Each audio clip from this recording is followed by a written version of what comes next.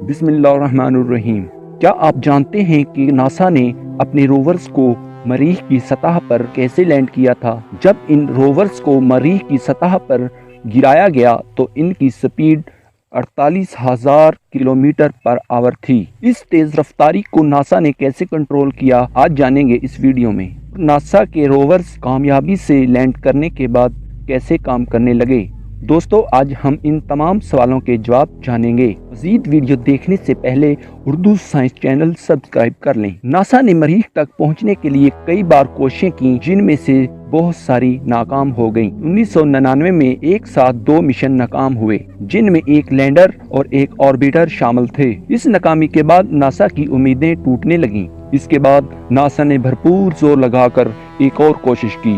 اس بار mission کو کامیاب کرنے کے لیے ناسا نے اسپیرٹ روور کو مریخ پر لینڈ کرنے کے لیے روورز کی ٹیسٹنگ زمین پر اتنی بار کی تاکہ کوئی غلطی کی گنجائش باقی نہ رہے۔ اس بار انہوں نے روور کو مریخ پر اتارنے کے لیے مارس پاتھ فائنڈر مشن کو فالو کیا۔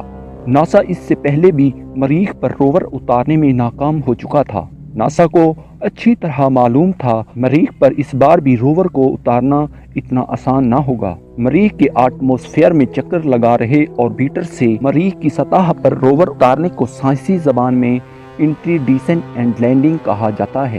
روور اتارنے کے سارے عمل میں تقریباً 1000 سے بھی زیادہ سٹیپس سے گزرنا پڑتا ہے، اور کامیاب لینڈنگ کے لیے اس سارے عمل میں غلطی کی کوئی گنجائش نہیں ہوتی۔ ناسا نے مریخ پر لینڈنگ کے لیے سب سے پہلے اپنے آربیٹر سے روور کو الگ کیا۔ جب روور آربیٹر سے الگ ہوا تو اس کی سپیڈ 48,000 کلومیٹر تک پہنچ گئی۔ مشن کے عمل کی وجہ سے اس کا باہر کا ٹمپریچر 1000 ڈگری سیلسیس تک پہنچ گیا۔ لیکن دوستو، روور کو اس انداز سے تیار کیا گیا ہے کہ وہ اس گرمی کو برداشت کر سکے۔ ناسا نے مریخ کی سطح سے 15 کلومیٹر پر روور کو کمانڈ دے کر اس کی سپیڈ کو 48,000 کلومیٹر سے کم کر کے 15,000 میں کر دیا۔ اس کے فوراً بعد پیراشوٹ کھل جاتا ہے اور اب وقت تھا مریخ کی سطح پر اترنے کا۔ اس کے بعد 6 پیرا ٹیکنیک ڈیوائسز ایک کے بعد ایک فائر ہوتی ہیں اور لینڈر کو مریخ کے سرفس میں گرا دیتے ہیں۔ اس کے بعد لیکوڈ تھرسٹس کو آن کیا جاتا ہے۔ روور کے گرنے کی سپیڈ اور بھی کم کر دی جاتی ہے۔ تقریباً 100-150 میٹر کی اونچائی پر لینڈر کے ایئر بیگ اوپن ہو جاتے ہیں۔ 40 میٹر کی اونچائی سے اس کو مریخ کی سطح پر گرا دیا جاتا ہے۔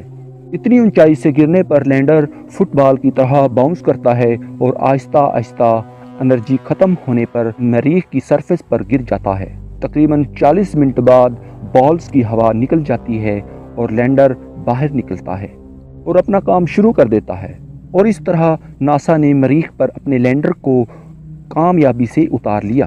آج کے لیے اتنا ہی۔ اردو سائنس چینل کو سبسکرائب کرنا نہ بھولیں۔ شکریہ۔